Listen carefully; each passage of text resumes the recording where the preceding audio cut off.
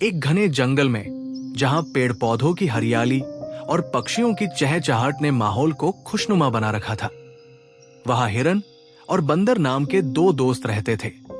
हिरन अपनी तेज दौड़ने की क्षमता और शालीनता के लिए मशहूर था, जबकि बंदर अपनी शरारतों और चंचल स्वभाव के लिए। दोनों का साथ इतना अच्छा था कि जंगल के बाकी जानवर उनकी दोस्ती की मिसाल दिया करते थे।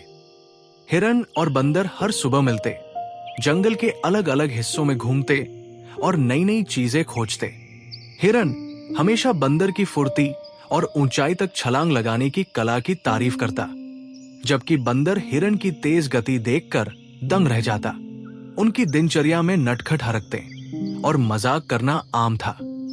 एक दिन बंदर ने शरारती मुस्कान के साथ हिरन से कहा, तुम्हें पता है हिरन भाई, इस जंगल में हमारी जोड़ी को कोई हरा नहीं सकता। क्यों ना आज कुछ मजेदार किया जाए? हिरन ने मुस्कुराते हुए पूछा, कौन सी शरारत सोच रहे हो?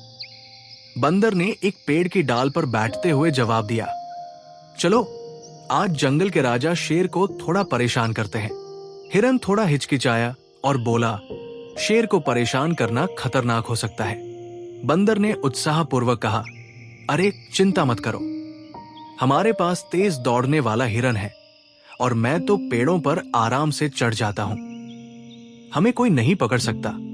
हिरन ने थोड़ी देर सोचा और फिर हंसते हुए कहा, ठीक है, पर शरारत छोटी होनी चाहिए। दोनों ने मिलकर योजना बनाई। शेर अक्सर दोपहर में अपनी गुफा के पास आराम करता था। बंदर ने तय किया कि वो शेर के पास जाकर ऊंची आवाज में उसकी नकल करेगा, जबकि हिरन पास की झाड़ियों में छिपा रहेगा।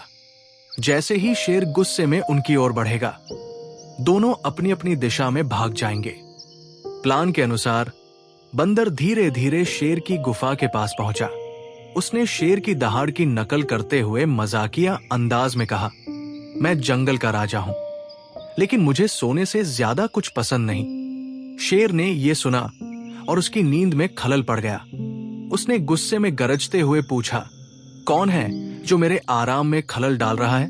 जैसे ही शेर गुफा से बाहर आया, बंदर ने एक पेड़ पर छलांग लगाई और ऊंचाई पर जाकर हंसते हुए कहा, और जंगल के राजा, हमें माफ कर दो, बस थोड़ी मस्ती कर रहे थे।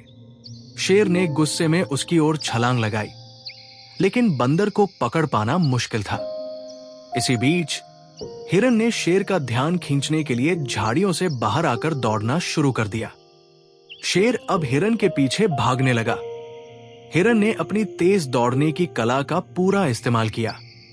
वो शेर को जंगल के एक कोने से दूसरे कोने तक घुमाता रहा।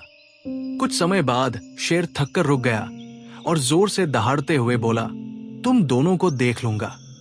शेर के जाने के बाद हिरन और बंदर एक नदी के पास मिले। दोनों हंसते हुए अपनी शरारत की सफलता पर खुश हो रहे थे। हिरन ने कहा, बंदर, तुम्हारी शरारत ने आज का दिन यादगार बना दिया, लेकिन हमें ध्यान रखना चाहिए कि हर बार ऐसा करना सही नहीं होगा। बंदर ने सिर हिलाते हुए कहा, सही कहते हो, हमें शरारतों में भी सीमा का ध्यान रखना चाहिए।